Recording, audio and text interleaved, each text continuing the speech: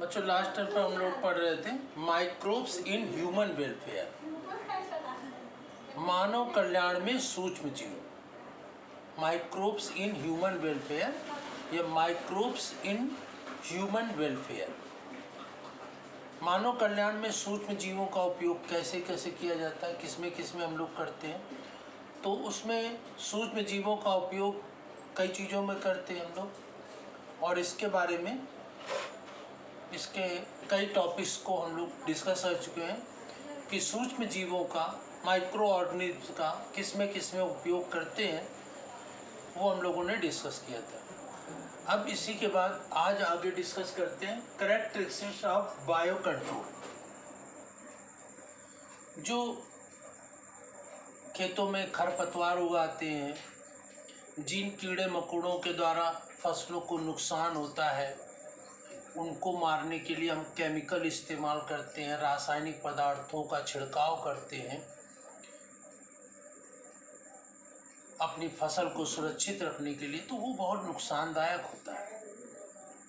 क्योंकि जो रासायनिक पदार्थ, केमिकल्स, खरपतवार, जो अनावश्यक पौधे होते हैं, फसल के अलावा कीड़े मकोड़ों को मारने के लिए जो केमिकल छिड़कते हैं, वो प्लांट एब्जॉर्ब कर लेते हैं, अवशोषित कर लेते हैं, और वो वही फूड में, अनाज में, फलों में चला जाता है, और जब हम खाते हैं तो वही कीटनाशक पदार्थ हमारे शरीर के अंदर चला जाता है, और उससे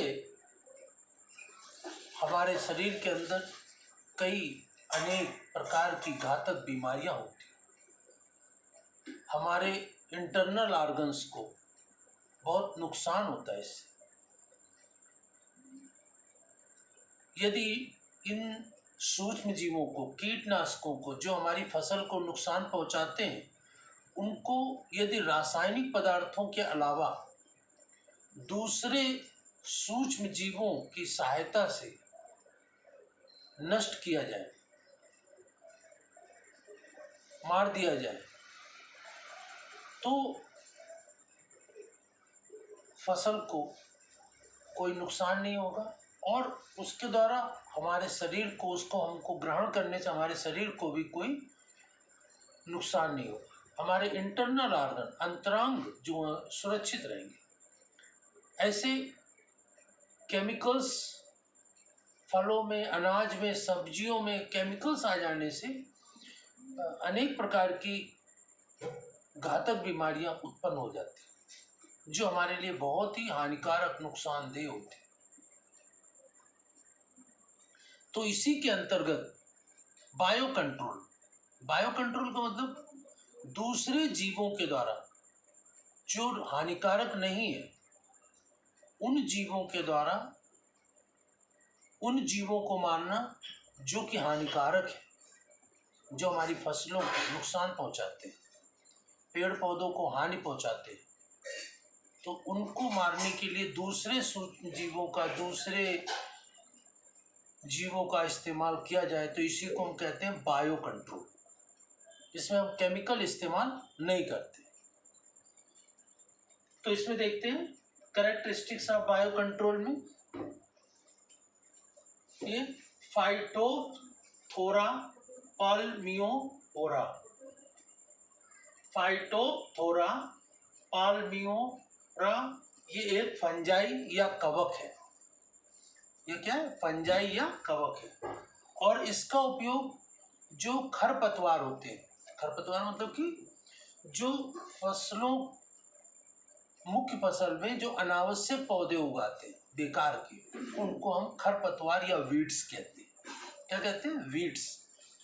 और इनको मारने के लिए हम केमिकल या रासायनिक पदार्थों के अलावा उसको उपयोग न करते, केमिकल्स का उपयोग न करें, इस फंजाई का उपयोग करें, तो इससे वो खरपतवार नष्ट हो जाएंगे और हमारी फसल भी सुरक्षित रहेगी, और उस फसल को हमें भोजन के रूप में ग्रहण करने से कोई नुकसान नहीं होगा। ये एक क्या है? Bio control.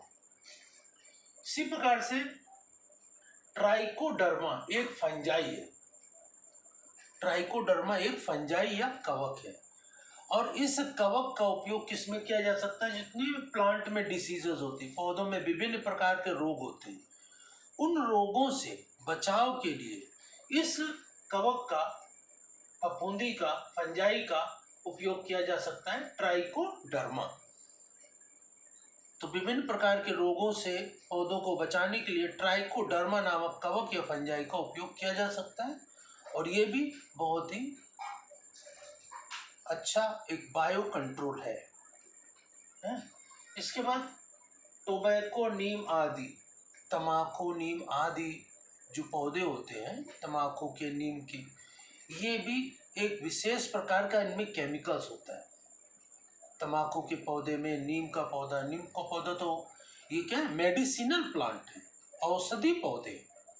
तो इन पौधों के द्वारा, इन पौधों का जो केमिकल्स होता है, पत्तियां होती, जड़ होता है, तना होता है, रूट, स्टेम, लीफ, तम्बाकू का, नीम का, इनके द्वारा क्या होता है? विभिन्न प्रकार के जो कीड़े मकोड़े होते हैं, वर्म्स होते हैं, कीड़े मकोड़े होते हैं, तो उन कीड़े मकोड़ों को मारने के लिए ये तम्बाकू या नीम के अंदर जो केमिकल्स होता है, या इनकी जड़, तना, पत्ती को जला करके, केमिकल निकाल करके उनका छिड़काव कर सकते हैं, या इनके जला करके उनको, कीड़े मकोड़ों को मार सकते हैं।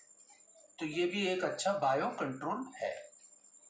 इसके पश्चात कोसिनेला माइक्रोऑर्गेनिज्म है। इसके द्वारा एक विशेष प्रकार के जो एफिड्स होते हैं, कीड़े मकोड़े होते हैं, जो पौधे को नुकसान पहुंचाते हैं, ये भी एक विशेष प्रकार का जीव है जो कि फसलों को नुकसान पहुंचाता है, एफिड्स। तो इसका कंट्रोल किसके द्वारा कर सकते हैं? कोसिनेला के द्वारा। इसी प्रकार से ड्रैगन फ्लाई,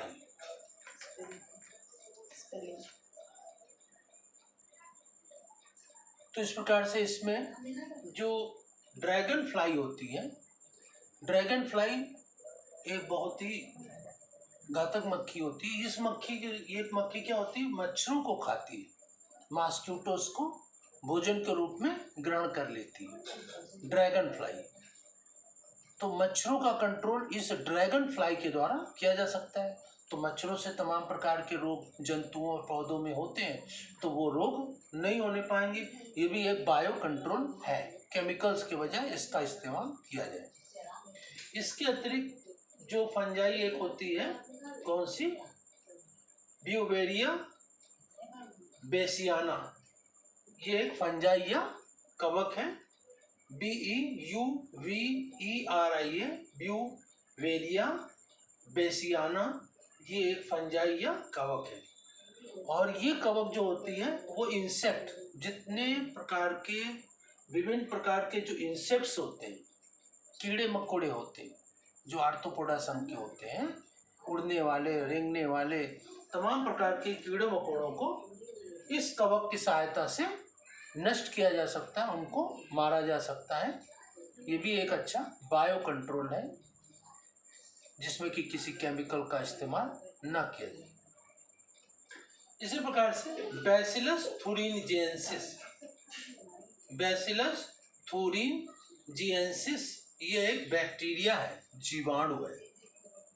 बैसिलस थुरिनजिएंसिस एक बैक्टीरिया है या जीवाणु है, जिसमें जो केमिकल बनता है उसे थूरियोसाइड कहते हैं। क्या कहते हैं? थूरियोसाइड कहते हैं।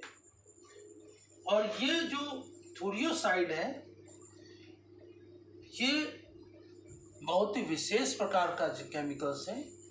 ये सभी प्रकार के कीड़े मकोड़ों को, लार्वा को, जो उनका लार्वा होता है, मतलब जीवन चक्र का प्रारंभिक अवस्था जहाँ से कीड़े का विकास शुरू होता है, लार्वा स्टेज, उसको मार देता है। तो ये बहुत ही लाभदायक होता है थुरिनजिएंसिस बैक्टीरिया। इसमें जो केमिकल बनता है, जो कीड़े मकोड़ों को मारता है, वो थूरियोसाइड कहलाता है। तो ये थूरियोसाइड जो होता है, ड्राइड स्पोर्स, सूखे स्पोर्स के रूप में पैकेटों में मिलता है, और इसका छिड़काव कर देने से तो जितने फसल में किसी प्रकार के कीड़े मकोड़े लग गए हैं, तो उनके लार्वे को नष्ट कर देता है। जब लार्वा नष्ट हो जाएंगे तो आगे जो कीड़े मकोड़े वो नष्ट हो जाएंगे, तो फिर आगे उनका विकास नहीं होगा और वो पूरी तरह से समाप्त हो जाएंगे। ये बैसिलस थुनिजेंसिस जो बैक्टीरिया है, इस जीवाणु के क्रोमोसोम ये के डीएनए के द्वारा, इसके डीएनए को कपास के, कॉटन के डीएनए के साथ मिला करके जो कॉटन बनाया गया उसको हम बीटी कॉटन कहते हैं। और ये बीटी कॉटन बन जाने से क्या होगा, इस प्लांट में ये थूरियोसाइड अपने आप बनेगा, उसमें कोई केमिकल छिड़काव नहीं करना, ये केमिकल थूरियोसाइड बनेगा, तो उसके कीड़े मकोड़े जो उसमें लग रहे होंगे वो अपने आप मर जाएंगे, नष्ट हो जाएंगे। जिससे क्या होगा, इसमें कोई केमिकल किसी प्रकार का डालने की ज़रूरत नहीं है, कोई अलग से सावधानी बरतने की ज़रूरत नहीं है ना, क्योंकि ये जो बैक्टीरिया है इसका डीएनए ही कपास के डीएनए के साथ मिला दिया गया, जेनेटिक इंजीनियरिंग के द्वारा, बायोटेक्नोलॉजी के द्वारा ये प्रयोग किया गया है। और इसके द्वारा बीटी कपास, बीटी मक्का, बीटी बैगन, ये कई चीज़ें बनाई गई। तो उन प्लांटों को, बीज को लगाएंगे तो उस प्लांट में ऑलरेडी ये केमिकल्स बनता है, और ये केमिकल्स जो कीड़े मकोड़े पौधे को नुकसान पहुंचाते हैं, उनके लार्वे को नष्ट कर देता है। तो इस प्रकार से ये एक बैक्टीरिया बहुत प्रयोग में लाया गया और इसकी सहायता से बीटी कपास, बीटी मक्का, बीटी बैगन आदि बनाए गए। ठीक है ना। तो इस प्रकार से ये बीटी कॉटन भी बनाया गया है। इसके अतिरिक्त ये बैक्यूलोवायरसेस, इसका जो जीनस है न्यूक्लियोपॉलीहाइड्रोवायरस का ही एक प्रकार है ना। न्यूक्लियोपॉलीहाइड्रोवायरस का ही एक प्रकार है जिसका जीनस ये है। और इसके द्वारा जो केमिकल बनता है वो जितने भी पेस्ट होते हैं, कीड़े मकोड़े, फसल को नुकसान पहुंचाने वाले हैं, आर्थ्रोपोडा संघ के जितने भी आते हैं कीड़े मकोड़े, उन सबको मार देता है, नष्ट कर देता है। तो इस प्रकार से विभिन्न प्रकार की फंजाई, बैक्टीरिया, नीम, तंबाकू के पौधे का जो केमिकल्स हैं, इन सब के द्वारा सूक्ष्म जीवों को नष्ट करना, जो हमारी फसल को नुकसान पहुंचाते हैं उनको, उसको कहते हैं बायो कंट्रोल। इसमें केमिकल का इस्तेमाल, रासायनिक पदार्थों का प्रयोग नहीं किया जाता। और रासायनिक पदार्थों के प्रयोग से हमारा वातावरण भी प्रदूषित होता है, हमारा शरीर भी प्रदूषित होता है, हमारे शरीर में विभिन्न प्रकार के रोग भी हो जाते हैं जो हमारे लिए बहुत ही घातक होता है। तो यदि बायो कंट्रोल किया जाए फसलों को कीड़ों मकोड़ों से बचाने के लिए, ये विभिन्न प्रकार के जो फंजाई हैं, बैक्टीरिया हैं, केमिकल्स जो तंबाकू, नीम आदि पौधे के, इनका उपयोग करने से फसल भी सुरक्षित रहेगी, उसको कोई नुकसान नहीं होगा, और उसमें जो लगने वाले फल, सब्जी, अनाज आदि का हम लोग ग्रहण करेंगे तो उससे हम लोगों को भी कोई परेशानी नहीं होगी, कोई रोग नहीं होगा। तो इस प्रकार से बायो कंट्रोल क्या होता है, और बायो कंट्रोल में जो विभिन्न प्रकार के जीवों को मारने के लिए कौन कौन से फंजाई या कवक, मक्खियाँ, बैक्टीरिया आदि का इस्तेमाल किया जाता है, वो हम लोगों ने आज डिस्कस किया। इसको सही प्रकार से समझ करके, बायो कंट्रोल पेपर में आ सकता, बायो कंट्रोल क्या होता है, तो उसको समझाने में ये आप उदाहरण दे सकते हैं किस किस प्रकार से बायो कंट्रोल के द्वारा केमिकल का इस्तेमाल ना करके विभिन्न प्रकार के फंजाई, कवक, बैक्टीरिया आदि फ्लाई वगैरह, मक्खियाँ वगैरह इस्तेमाल करके हम नुकसान पहुंचाने वाले, रोग फैलाने वाले सूक्ष्म जीवों को मार सकते हैं, जिससे कि पौधे और जंतु जो लाभदायक होते हैं जंतु, उनको कोई नुकसान नहीं होता है, और हानिकारक जो टारगेट जिसको बनाते हैं वही नष्ट होता है।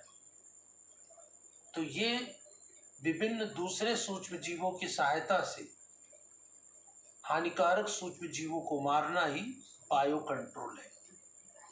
बायो कंट्रोल का मतलब केमिकल का इस्तेमाल बिल्कुल नहीं करना हानिकारक जीवों को नष्ट करने के लिए। तो इसको ध्यानपूर्वक सुनेंगे, समझेंगे और अपनी फेयर कॉपी में नोट करेंगे। धन्यवाद।